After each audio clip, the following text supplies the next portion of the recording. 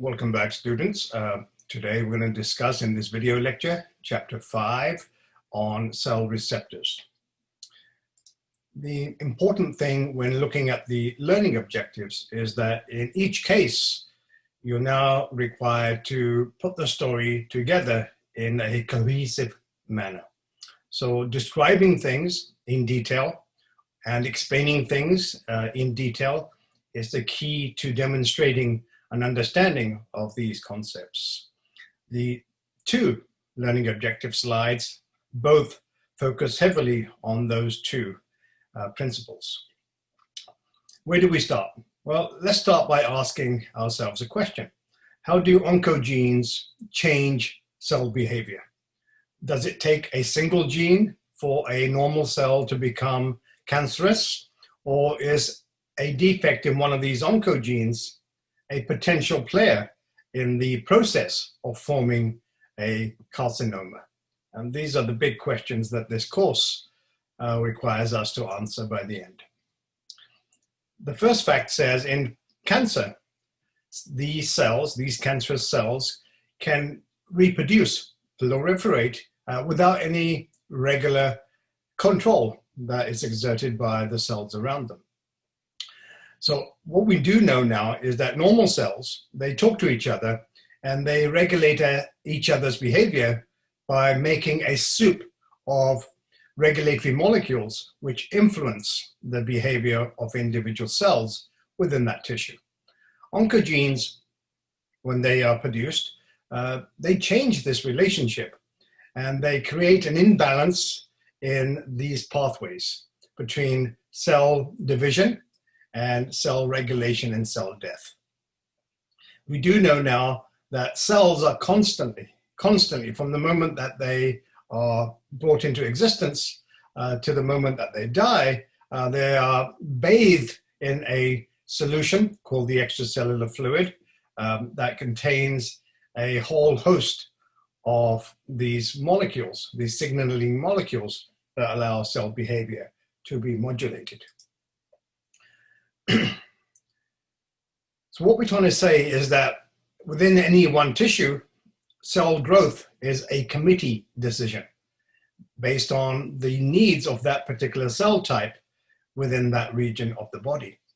So if there's a lack of certain types of cells, for instance, you need more liver cells, then the liver cells will be given a signal, at least some of them, to proliferate, to divide, to reestablish the relationship, the ratio of a liver to a human body. And this happens at the local level all the time.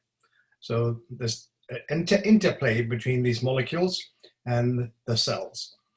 The big question is, where do these molecules come from? It appears that most of them are made within the local vicinity by the individual types of cells that make that community. So it's very important that the extracellular space around an individual cell is also monitored when it comes to the development of cancer.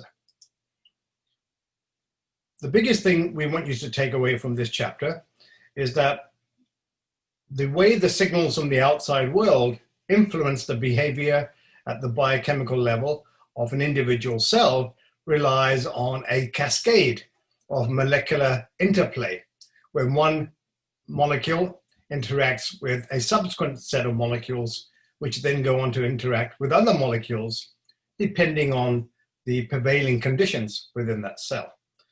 So that translation of a chemical signal arriving at the surface of the cell, in most cases, to a molecular change in the cell is known as signal transduction. Now, we'll look at that in a few slides. But the important thing is that this chemical domino effect is very important within cells. So you can imagine that any part of this pathway could become abnormal, and that can lead to either too much or not enough of a response by that cell. So we assume that this is the initial cell. Cells are constantly receiving signals 24 hours a day to survive. If they don't receive these signals and the signals are blocked, then that particular cell will eventually die from apoptosis because it relies on a constant interplay with other chemicals. Other cells, they receive additional signals when they have to replace existing cells by differentiation and then cell division. And of course, other signals can take a precursor cell and make that either differentiate into a differentiated cell or even a differentiated cell to change its behavior within those remits. So the take-home message is that cells are ordered normally into doing something. And if they don't receive their orders, especially the growth factors, then the cells become lost, if that's a good word, and then they activate their suicide programs, leading to cell apoptosis. So how can cells signal each other? Well, there's a number of receptors that are present, indicated in green here, on the surface of cells. And these receptors are made by the cell itself using transcription, translation, and gene expression. Not all cells have the same receptors. Indeed, some receptors are common to all cells in the body, but most receptors are unique to that subclass of cells. They bind their ligand, the signaling molecule. It could be a hormone, it could be a growth factor, or it could be some type of chemokine or cytokine. Regardless, it's a ligand that binds to that receptor and somehow changes the behavior of the cell. Some of these receptors, they only interact upon contact with other cells. So we call those contact dependent. Others, they bind signals that are short-lived and therefore they don't last very long. They have to be produced by neighboring cells some distance, not too far away, and those are called paracrine signaling molecules. So they diffuse through the media before they are enzymatically destroyed by the extracellular matrix. Specialized cases of contact-dependent and paracrine intermediates are the synapses that you see between neurons and their target cells. And indeed, an exaggerated example of paracrine signaling is the endocrine signal, endocrine system, where the signal can last a long time and therefore perfuse the entire body, from the brain, for instance, down to the cells in your toe.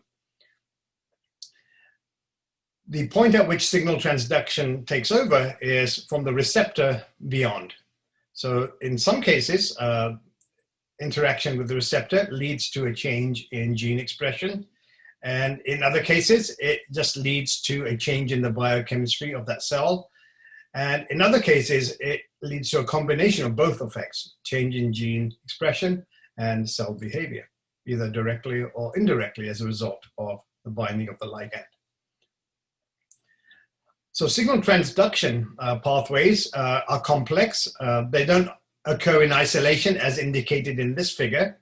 There could be another receptor here that also feeds into this pathway, and another receptor over here that could also be feeding into other parts of this pathway. So it's a very complex interaction between these pathways. And that's the secret to elucidating the mechanisms by which cancer cells originate, is to understand this interplay between these molecules.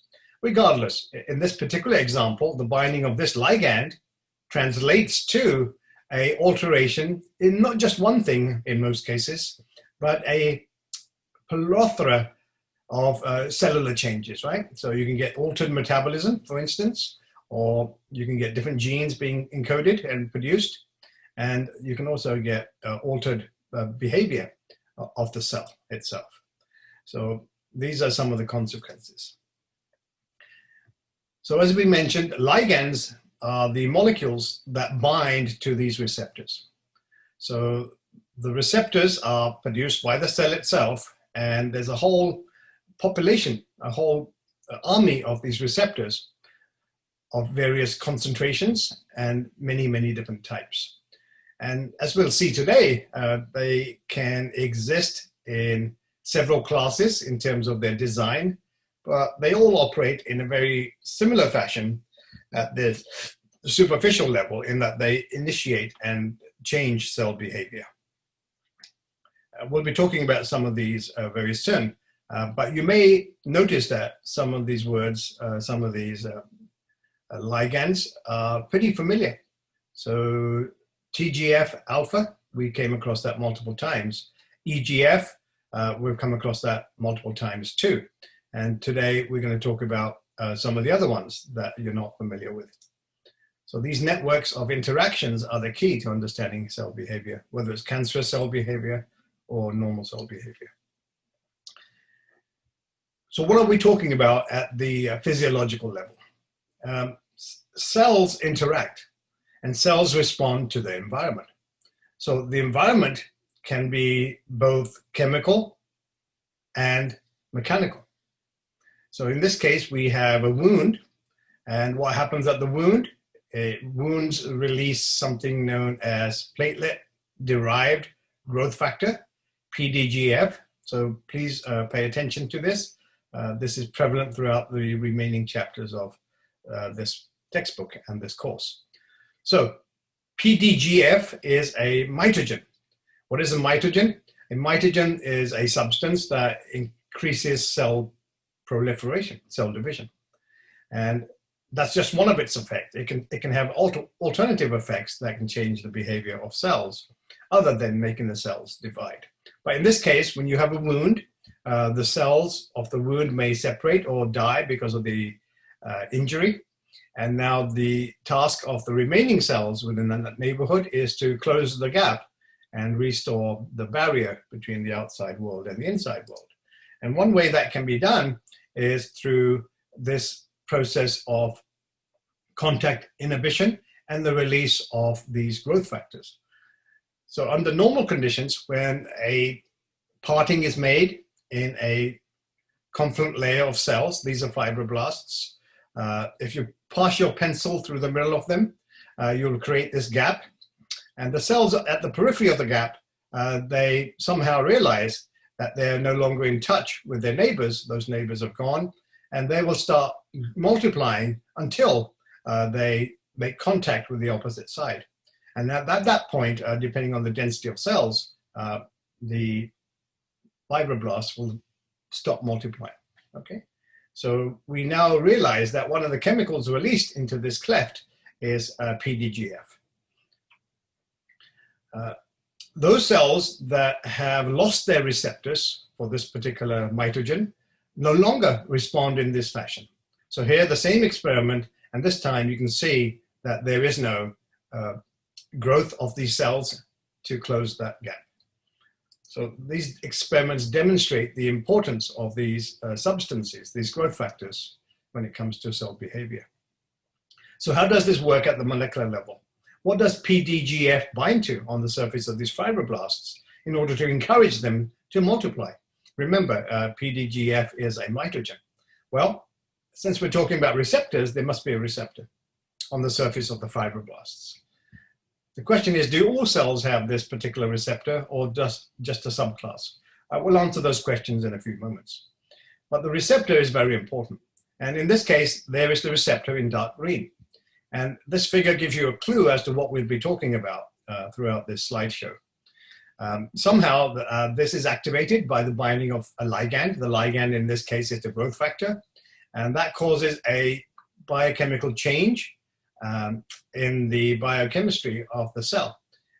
Maybe it results in some type of chemical transfer.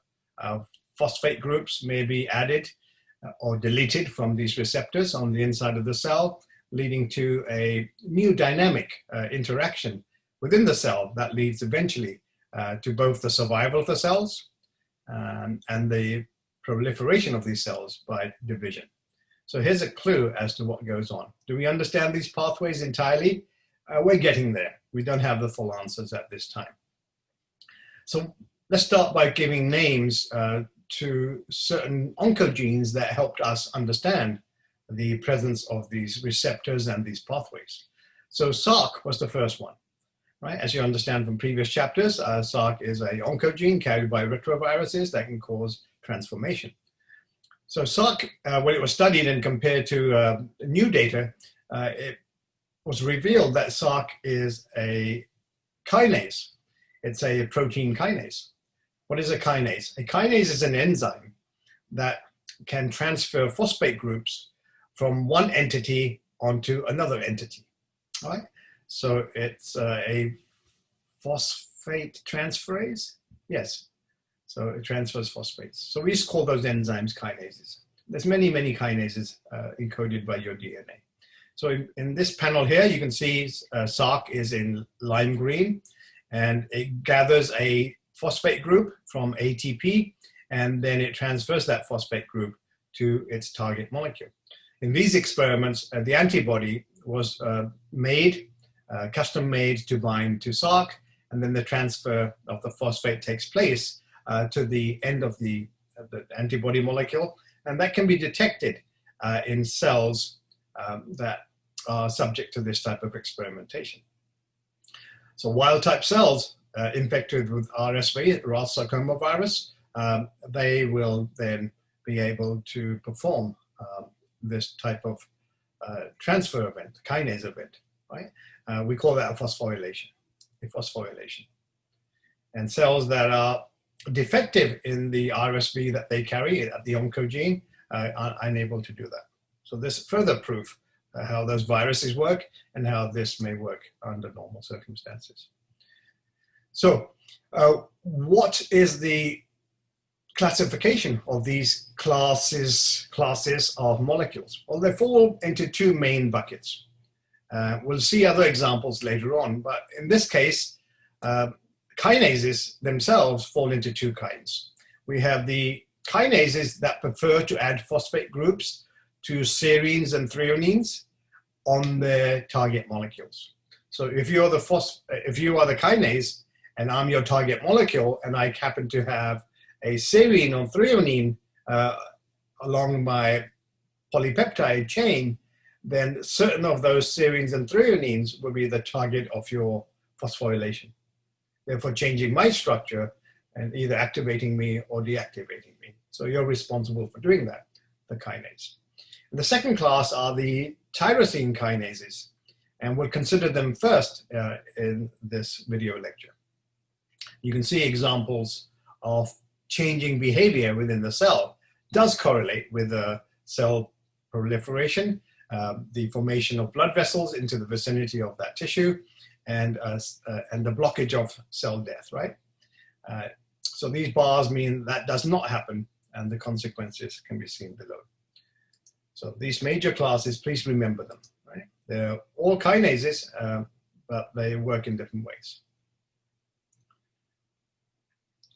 What do we discover by studying enough cancer cells? Well, in many cases, we do discover that the defect lies at the level of a kinase.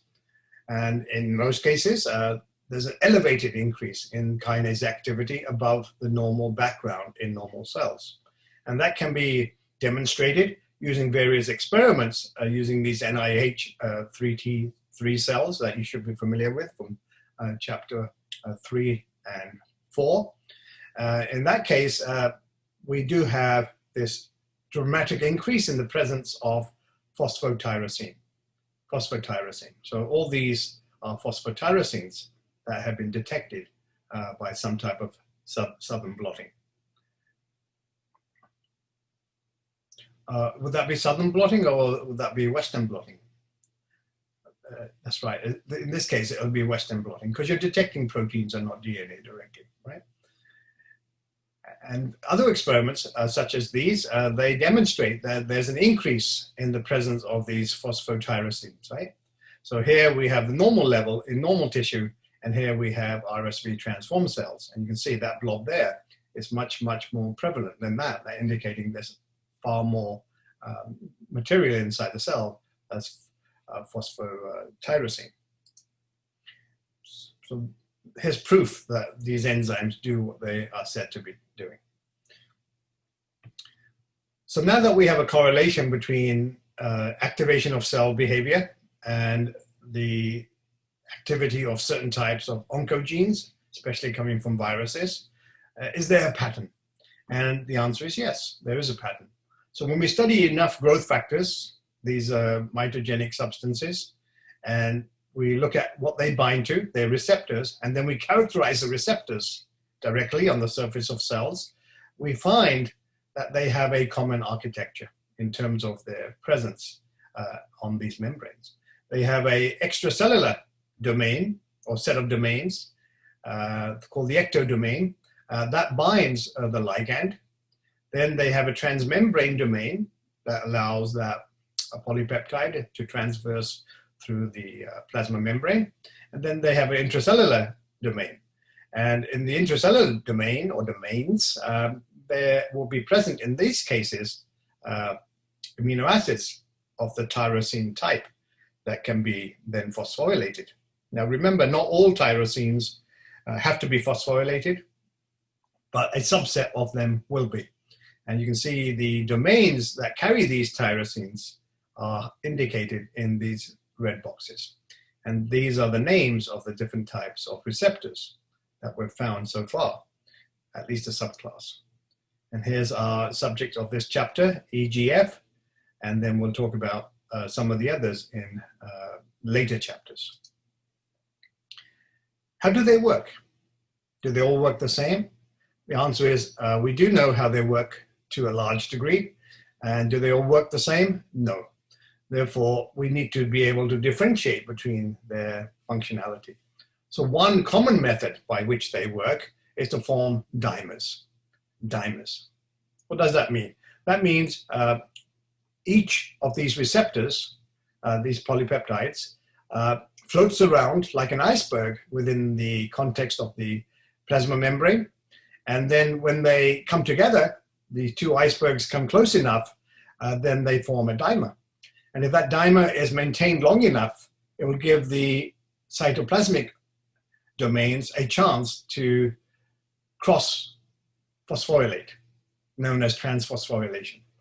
So they can't phosphorylate themselves, but this domain here has the ability to take ATP, in most cases, capture one of its phosphates, and then transfer it to a tyrosine on the partner molecule, the partnership in the dimer. And likewise, the reciprocal events occur here. We don't normally find one phosphorylation event, we find a multitude. Sometimes one, mostly two, three, other times 4, 5, 6, 7, 8. So this is important. And the only way that can happen is that if in this case, the ligand holds these two receptor molecules long enough next to each other to enable this to take place. And here we have various views of the ligand binding to various receptors, right? There's your ligand and there's your receptors. There's your ligand here and there, and these are your receptors. So we have molecular proof that this takes place. Best way to learn this is to watch this video, and we'll let you do it at your own pleasure.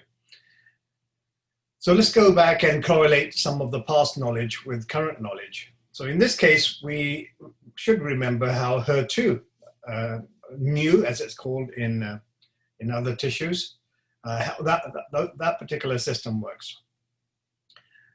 So the HER2 new oncogene and the cellular proto-oncogene is a member of the EGFR family of TRKs. Well, what does that all mean, right?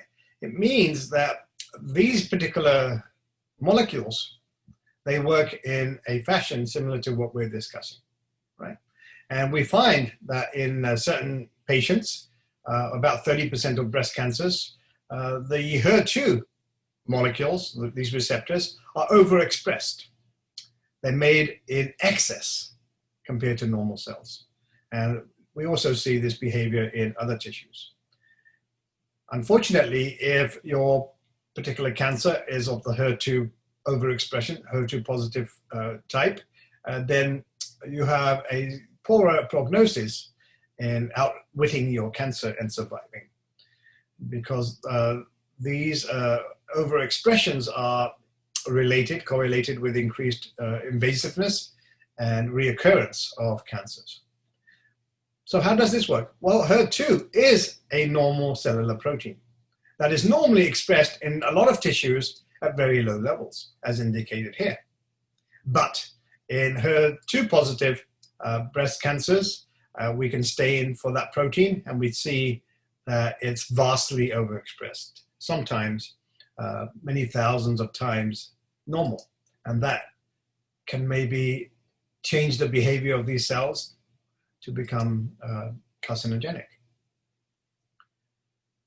What are the causes of overexpression of this particular receptor? There are many, but the most common appears to be amplification. And we spoke about amplification in the previous chapter, chapter 4. So if you're not sure of the other mechanisms of gene amplification, or amplification of proteins, I should say, rather, please read that chapter and review your materials.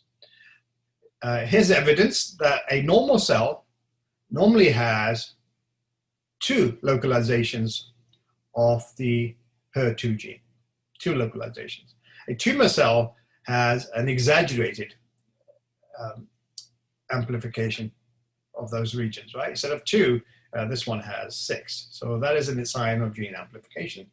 And we can detect that by using various probes, and the probes do tell us how many copies of the gene there are. There should be 2, and if there's an anomaly, we call that aneuploidy. And of course, also, as you saw in the previous chapter, we can have these double minute chromosomes that are fragments of DNA, and they can have vastly amplified segments of these genes. And again, we can also detect the proteins other than the DNA using various different probes and methods. And here we have the normal level of HER2 protein on the surface of these cells. And in the case of this tumor cancer, we see an exaggerated number. These are just cartoons. If you want to read more, there's some links down here to the scientific papers that show you this. Okay, so we now are showing that there's an increased level of these receptors on the surface of certain cells that are now transformed. What consequence is there to having more receptors? And that now depends on different pathways. So one way is the presence of excess receptors leads to an increase in these pathways that activate cell behavior. How does that happen? We'll see that on the next few slides, right? But we do know the consequences of these pathways are what we said at the beginning. They can lead to differences in cell growth, cell survival, and indeed cell migration.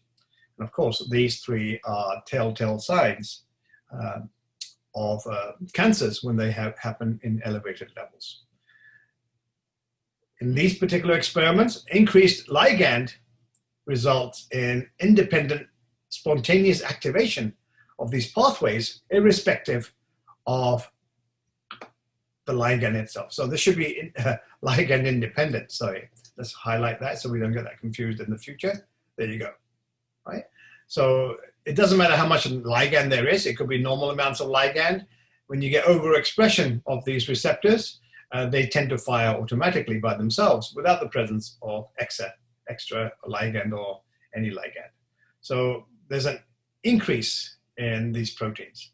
And indeed, sometimes these proteins, because they're present in such high numbers, they can start binding to their cousin proteins, forming various other cascades inside cells. So it's not good to have too much of anything, including these receptors. So let's go and look at some of the mutations or the errors that can lead to the overproduction or over-amplification or overactivation of these cells, okay? So we're gonna break it down into a number of different categories. We're gonna start looking at first the number of these receptors being increased. And we're gonna stick to looking at receptor tyrosine kinases. So these are the ones that phosphorylate tyrosines on the dimeric molecules, right? So there's 2 mechanisms that we've discovered: overexpression of the gene itself, as we saw in the previous slide, or there's a decrease in the number of receptors. All right, so let's look at both of those. It's important to understand what happens under normal circumstances. Under normal circumstances, the ligand forms some type of bridge, a physical bridge between the receptors. And once that bridge exists, then there's transphosphorylation.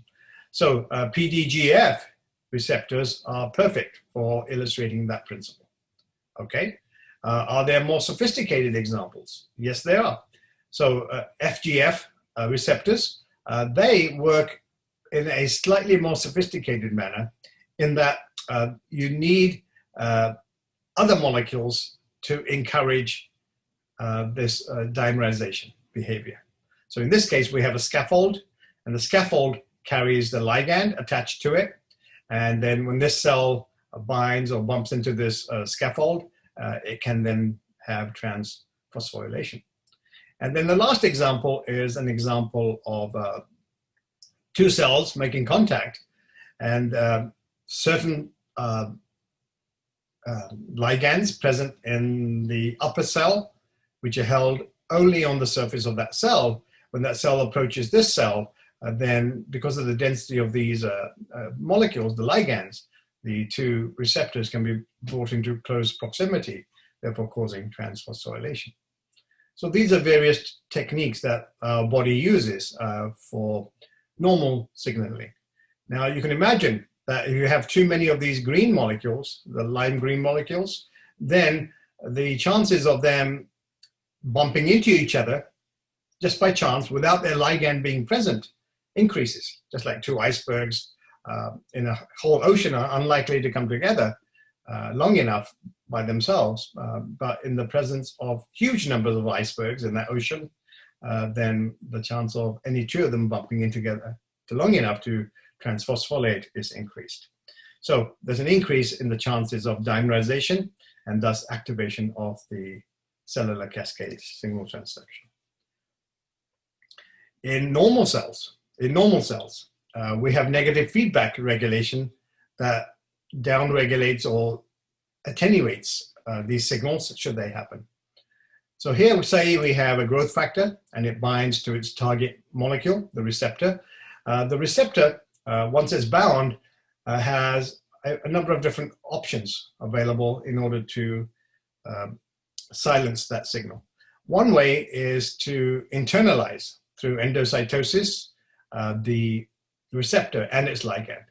Then the ligand can be released from the receptor under these conditions, and then the receptor can be sent back to the surface to be available to bind the next set of signals in the future. And the ligand can normally then be digested away. An alternative mechanism is to completely destroy the receptor and its ligand. You can see that taking place here. And this happens inside lysosomes. So a good understanding of the endomembrane system is important in order to understand these mechanisms. And then finally, we can also inactivate the cytoplasmic domain of the receptor by some kind of binding or catalytic activity, so that even though the ligand is bound to that receptor, it's no longer able to communicate that signal within the cell. So here's a great example of one of these mechanisms. Now, this one uses a further class of change. This is the one that would be this example of this in the middle here, right, where you have degradation of the receptors. So when we get CBL, cytoplasmic CBL, it codes for a ubiquitin ligase. Now, ubiquitin is a small, sorry about that. Ubiquitin is a small polypeptide, compound polypeptide, I believe, that then can be attached to target molecules that encourages their degradation. So here we have the CBL. The CBL attaches ubiquitin. That's sensed by the cell's internalization system. And then you get these receptors being internalized, and then they are processed and sent to be degraded by lysosomes. If you want to read more about that, there's a 20-year-old article that nicely relays this to us. What else can cause a system to malfunction? Well, fusion proteins, we'll discuss them again in the future, But sometimes fusion proteins, the products of two different genes, can combine together, and they can either negate some type of domain that was there before by replacing it, or some other mechanism. So in this case here, we have a missing CBL binding domain. And that, because it can't be now ubiquitinated, right? The proteins are no longer able to be recycled and destroyed through ubiquitination. Therefore, those receptors, they evade this mechanism, this normal mechanism, and therefore they remain present on the surface of the cell in huge numbers, okay? So now let's go and talk about a second mechanism, deregulation of receptors. And there's two mechanisms we want to talk about, right? So let's look at the first one. So mutations in different parts of these molecules can cause them to continue to signal longer than intended. So they remain dimerized in one set of circumstances. And as long as they remain connected to their partner, the inside of the cell knows no different, and it will continue to react to this transphosphorylation behavior and activate cellular mechanisms. So here we see what can happen under normal circumstances. So here are two independent receptors floating around in the membrane, and when they bind their growth factor, they dimerize, they transphosphorylate, they activate other proteins, and that leads to normal cell changes. If you have mutations, for instance, in this transmembrane domain or in the cytoplasmic domain, then one way is to get the binding to take place based on this rather than based on this. So these mutations hold the two receptors together long enough to get transphosphorylation, and that activates the signal. And quite interestingly, as we saw in chapter 3, at the end of chapter 4, if you have your ectodomain truncated or missing, you would expect this protein not to function. But under these circumstances, for some reason, the two receptors dimerize, and they can activate irrespective of binding the ligand. So these are some mechanisms that we've elucidated, right? So show me an example. Well, KIT, which is a receptor for stem cell factor. Stem cell factor is a mitogen released by various tissues throughout the body of mammals, and it stimulates cell proliferation.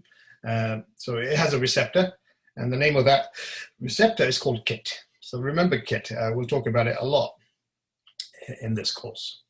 So any kind of mutation in this receptor can lead to increased cell division and survival, okay? So here is the ligand binds to KIT, there's KIT, and then KIT will cause a whole host of regular cellular changes to take place. So there's increased proliferation and decreased apoptosis, right? But that happens only when the cell needs to be told to divide. Any kind of mutation in any one of these regions of the KIT polypeptide will result in constitutive activation of these features. So these cells are encouraged to divide again and again, and they basically dampen down their cell suicide programs. And you can see over here, 90% of GISTs in humans are associated with these mutations that you find within the KIT receptor. So this compound image basically is giving us examples. So here we have the two-dimensional structure of KIT. Here we have a related cousin receptor. And then down here we have an indication of how the system works as a cartoon.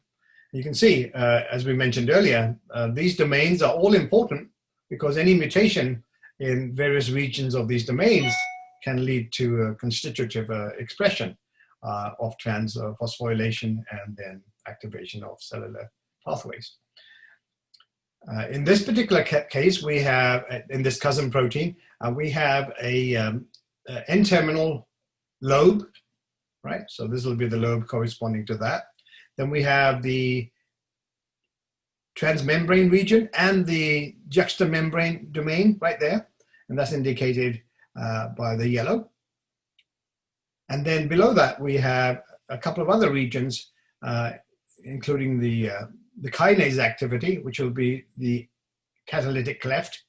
So the catalytic cleft is a pocket that can either be open to the environment or closed from the environment. And then this depends on this hinge over here.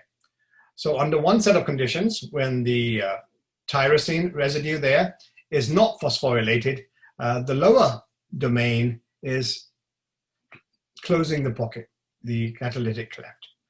When you phosphorylate this tyrosine, then that causes a change in the conformation of the activation loop that swings the bottom half of the blue molecule away from the top half of the blue molecule, exposing the catalytic cleft to the target molecule. So the target molecules can then enter that cleft and be phosphorylated. So here's the mechanics of how these receptors work, these tyrosine kinase receptors, RTKs. Then of course that's indicated down here in a cartoon fashion. So make sure you understand that, please. So once again, we return to fusion proteins. In this particular case, we have evidence of receptor proteins in black and fusion protein partners in red or pink, right? So what does this mean? Well, this means that the normal receptor is called ROS, and this is what it looks like. And it has this kinase domain down here. But sometimes we find it present as a fusion protein, where part of this molecule, normally the top half, is from a neighboring gene. And because of some mutation, the two fragments of the two genes are spliced together to cause the formation of these fusion proteins. So FIG, as well as many of the others that you see in pink, these are natural dimers. These proteins, these polypeptides, they come together to form dimers and trimers under normal working conditions, irrespective of whether they have any role to play in cell behavior. But when that part of the fusion protein accidentally happens to be present on the surface or on the part of a polypeptide that constitutes the other end being a receptor, then there's confusion. So in this case, we have very heightened dimerization because the proteins or the segments of the proteins in purple here, in pink, are naturally going to dimerize. So these are normally found in dimers, and therefore they bring the other half to form a dimer, and therefore increasing transphosphorylation. Are there any examples of this? Yes, we have other examples other than the previous slide. We have PDGF, the beta receptor, and HIP1. So this is what the proteins look like under normal circumstances, and this is your fusion protein, okay? So you can see this part of this HIP1 likes to form a dimer. It's present on the top end, on the front end of the PDGF cytoplasmic domain. So this part wants to dimerize with another one, and that will bring these two regions into close proximity, therefore causing transphosphorylation. You can see we now know exactly where the, in this particular example, we know exactly where the fusion point is between the two half proteins, okay? And now let's look at the final example here of autocrine growth factor signaling. So this is deregulation. A normal cell has receptors that bind to ligand. The ligand is not made by that cell. The ligand, as we said earlier, is made by a committee of other cells. And if that ligand happens to be made by this cell, then this cell can release its own ligand, and the ligand can make a U-turn and then bind to the receptor, therefore triggering a change in cell behavior. And that can happen in cancer cells. It normally happens with viruses, oncogenes, right? So tumor viruses, retroviruses, and the like, they carry oncogenes.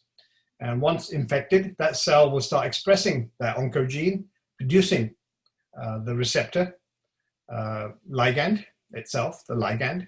And the ligand will somehow be released from the cell, and it will then bind to the cell, causing this type of auto regulation, right? And we call that behavior, where a molecule released by the same cell activates the same cell through its receptors as an autocrine signal, right? Autocrine. Okay. And over here we have some evidence of EGFR being detected, and then we have the ligand also being detected. And when you superimpose the two, you can see that these cells here are producing both. They're producing the ligand and the receptors.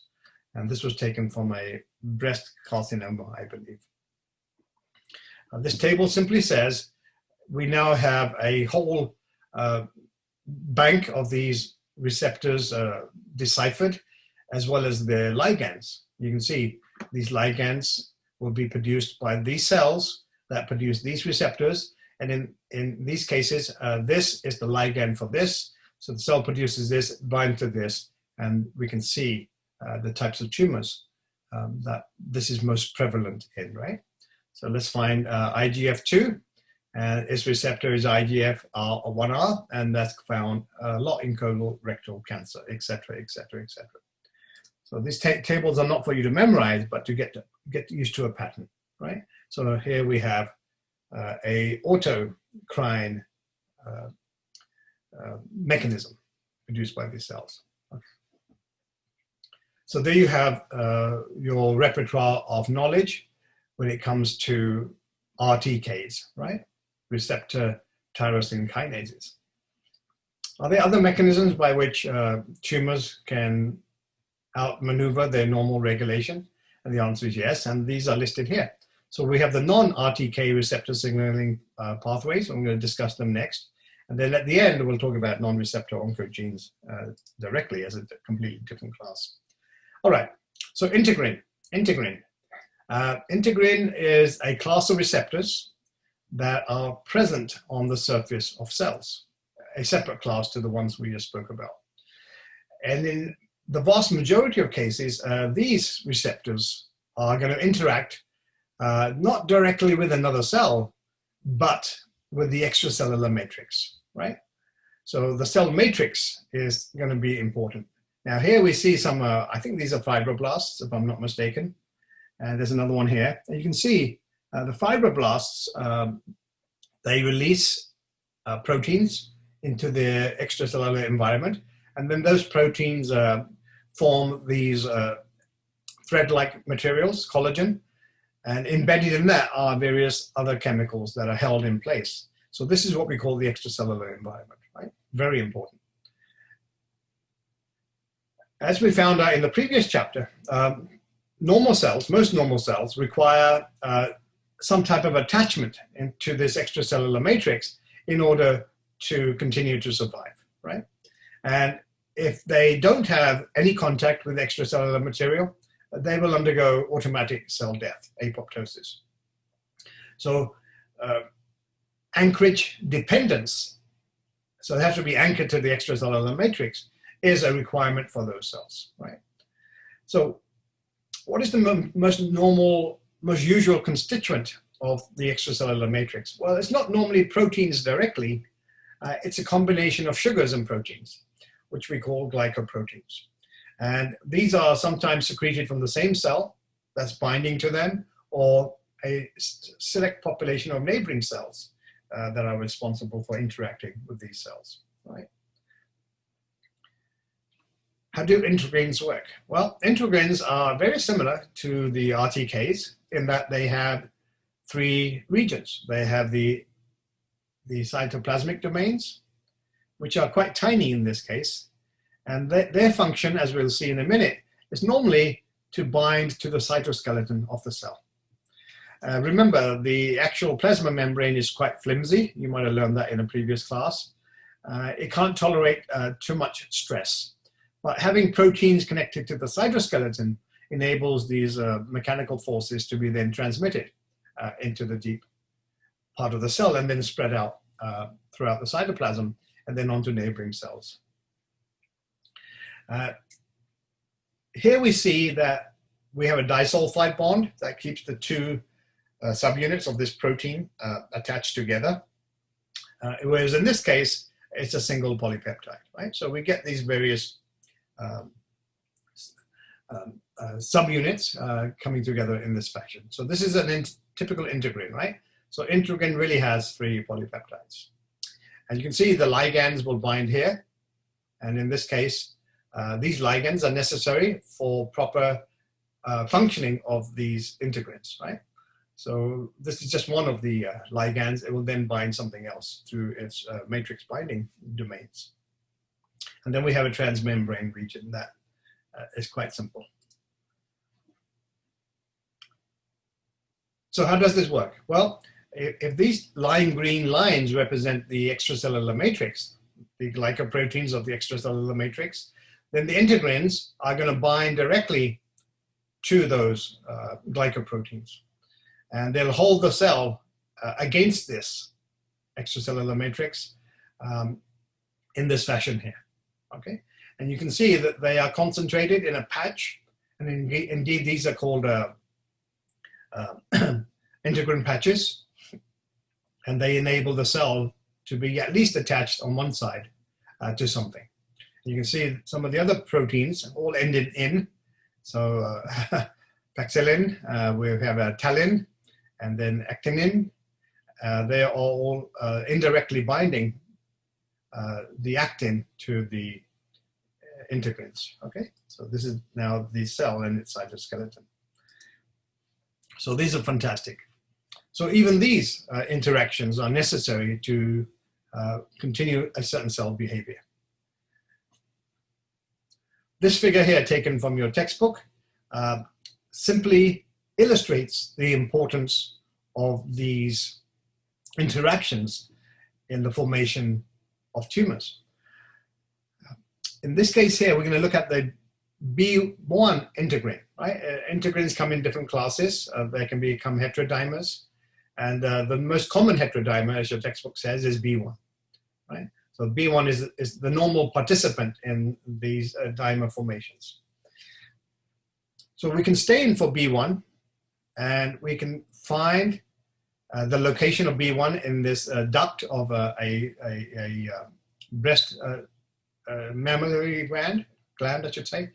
And you can see here, there's a lumen, and we can stain for the presence of the beta-1 integrin in red, okay?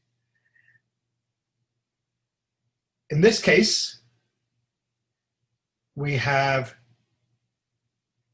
the ability to count by microscopic examination which of those cells in that region are normal and which of those cells are going down the path of tumorigenesis, right? So the red cells are going to be normal, and the black ones will be those that have been detected by the human eye as being abnormal. So when beta-1 integrin is expressed in these mice, and you can do that by using various chemical trickery to get these embryonic mice to express this particular protein in some tissue and not others. But when we do that, we find, yes, that it's necessary to allow these cells to head down that pathway of becoming carcinogenic. In other lines of mice where the B1 integrin is turned off, and we can confirm that histologically, then we find that the same tissue would have normal cells. What does this indicate? This indicates that B1 integrin is necessary in the early stages of forming tumors in the mammillary glands of these mice. So this is evidence of the importance of integrins in changing the behavior of cells so that they become more plastic.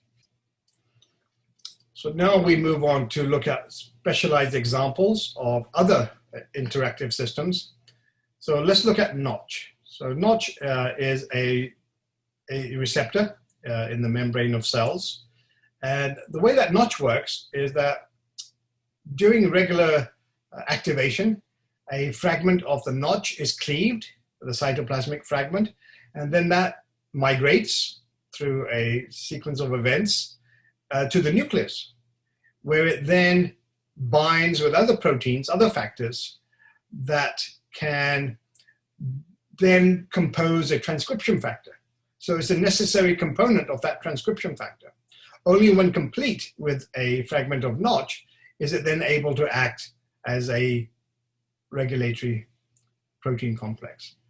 Right? They can bind to these Notch response elements, NREs, and therefore you can get activation of any gene that can bind to this type of transcription complex. Right? What we find, as it says here, is that in some cancers, we find that Notch is always found to be activated, always, irrespective of binding to another extracellular system or to another cell. Okay, so here we have another cell, and it produces the ligand, which is the EGF, like growth factor, and then the binding of that causes Notch to be activated. But in these cancer cells, the system is self-perpetuating, even though there's no contact with a neighboring system. This data here, taken from a 2004 paper, simply says that this is true. It's pretty prevalent in 60% of T-cell acute lymphoblastic leukemia, ALL, right? So there's proof here that Notch can be involved in cancer formation. The final part talks about these non-Rtks, right? So these are non-receptor tyrosine kinases. So they must work in an alternative fashion, otherwise they will be included with the first set. And in this particular case, let's see how they work, right? So they seem to work through dimerization too. Yeah, so there's your ligand. They come together to form a dimer. But this time, the phosphatase activity is not carried by the receptor. It's carried by a non-covalently associated protein partner, right? So the ones that you may be familiar with are the JAK kinases, right? You may see them advertised on certain TV commercials for drugs. So these JAK proteins are phosphatases. And simply because of the association with their receptors, they're brought into close proximity to their target molecules. So this JAK cannot phosphorylate its own partner, but it can transphosphorylate another receptor molecule. And that's what you see going on here, right? Yes. And then once that's taken place, once that transphosphorylation has taken place, and then there's further phosphorylation up and down the chain, depending on the system. Okay, so that's those. Then they are cousins of the RTKs. And in this case, they have a kinase activity inherent in their structure, but they don't phosphorylate. Tyrosines. They phosphorylate two other amino acids, serines or threonines. Okay, but they work in a very similar fashion from that point onwards to the RTKs. So these are direct cousins, and these are more distantly related cousins of the RTKs. So let's talk about RAS, right? RAS is a very important protein, and RAS has a normal job to do, so we call that a proto-oncogene. So under normal circumstances, it acts as a proto-oncogene. So here's RAS, okay? Or is that RAS? Well, RAS is actually here. So this is RAS, not there, right? So this is the receptor. So now RAS is a secondary protein to the receptor itself. So how does this work? Now you have to learn this in a lot of detail because it's a key indication of your understanding of this system, and this system is going to be used multiple times in the future. So let's have a look at one mechanism by which it works, right? So the RAS protein has a partner, a pocket within its structure. And that partner is either going to be GDP or GTP. So when RAS is inactive, its partner is GDP. But when a signal is received, and you get this transphosphorylation taking place here, then there's a knock-on effect through GEFs, right? GEFs. So this is a very important activator of RAS. And that cannot be activated until this sequence of events has taken place. So once this cascade has reached this point, then the GDP component of RAS is expelled by the activity of the RAS GEF. And then in its place, a GTP binds. The binding of GTP causes the RAS protein to change shape and become activated. And then it has various targets, right? In this particular case, it's going to phosphorylate MAP kinase. And when it does that, it activates the kinase activity of MAP kinase. And then that activates MAP kinase, which then changes shape and phosphorylates MAP kinase, which changes shape and phosphorylates a whole bunch of other proteins that can change cell behavior. All this triggered by the binding of the ligand to the receptor, right? It says down here, let's color code that. It says that, oops, wrong color coding. Let's try this one. All right. So mutations in this gene here, in one of the RAS genes, is responsible for 90% of pancreatic tumors, 50% of colon cancers and tumors, right? And 30% of lung small cell tumors. So this mechanism is particularly prone to breakage, to a breakdown, right? Now, does it break down or does it break up? Do you increase the activity of the RAS protein or do you decrease it? I think you're in a position to now make an educated guess, and let's see if you can make the right educated guess. What we have to learn is how the molecular switch at the RAS protein works.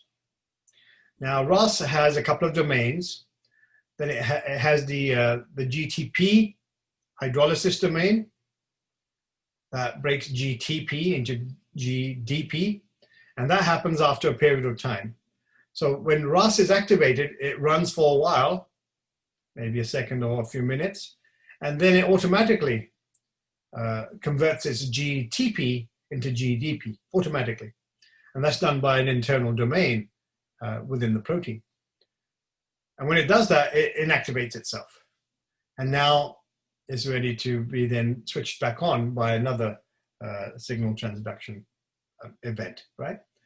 So because our RAS protein has a switch, that switch can dictate how long RAS is on.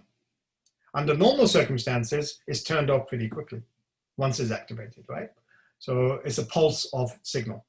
But maybe in certain cancers, either the RAS is continually being activated without any pause or rest, or the GTPase activity the one that converts GTP to GDP within the RAS, that enzymatic activity is somehow negated, lost. And we do find examples of both, right? When you look long enough, you will find that there's certain regions that are very important in turning GTP into GDP. And these three amino acids that are indicated with these red circles are the most important. If you change those, you will eliminate the GDP synthesis step from GTP, right? So you can then stop RAS from being inactivated. So once it's activated, it stays on in those cells continuously without being deactivated, simply because of those mutations, right? So here we see a relay of the sequence of events, biochemical events, when it comes to RAS. So here's the inactive form of RAS. How do I know that? Because it's bound to GDP, right? Then some kind of stimulus comes in from the outside world, and it turns on this GEF, right? And the GEF then causes a change in the conformation of the protein, the RAS, and that eliminates the GTP and installs a GTP, an active GTP. And the active GTP allows the RAS protein to activate something further down, some type of phosphorylation, some type of interaction with the cell cascade. But then a certain period of time later, the GTP is converted to GDP. The GAP protein, which also exists in the vicinity, it encourages that behavior. It participates in that behavior. So any kind of blockage in the interaction of GAP with RAS will prevent the GTP from losing its phosphate, inorganic phosphate, right? Therefore, it will be maintained in the off position. So here we have a really deep understanding at the cellular level for this cytological behavior of these tumor cells. Are there other examples? Oh, there's many examples, right? The next one we want you to understand is Wnt signaling. In Wnt signaling, right, so Wnt is a molecule that's produced, here it is in red, that's a ligand, by other systems, other cells. When it arrives at its destination, it binds to two receptors, causing them to dimerize.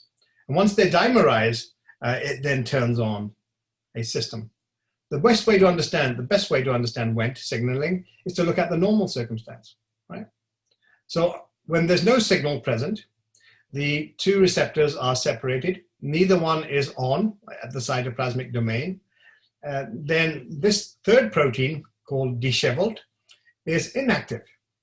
It's just floating around on the inner surface of the membrane, right? And because that protein is inactive, this system here is activated. So this is inactive, but this complex is activated, right? And the GSK is the very important part of this, the heart of this protein complex. What it does, it binds to beta-catenin, and then beta-catenin is degraded. And what does that do? Well, beta-catenin is needed to activate certain genes. So if beta-catenin is degraded, then certain genes are not activated, right? So this is what happens when there's no signal. So these genes are not turned on. But when Wnt is present, it activates this, which activates disheveled. Now disheveled has a negative effect on the activity of GSK, right? And if GSK is no longer eating away the beta-catenin, then beta-catenin is able to bind to transcription factors and activate certain genes, which then elicit a cellular response. So you can see there's some negative and positive interactions going on in this pathway, okay? So what would happen if either the system went wrong here, or here, or here, well, then you would end up with something like this. Or if it produced a defective GSK, then you would end up something like this. So depending on what behavior we're talking about, either this could be normal cell behavior, and this could be cell division, cell proliferation. So that's what we need to learn. And we'll talk more about Wnt in another chapter when we talk about colon cancers. So now we've reached the end of this video lecture. It is quite long, but that's what we need in order to understand these chapters. So thank you so much, and I'll catch you again in the future. Bye-bye.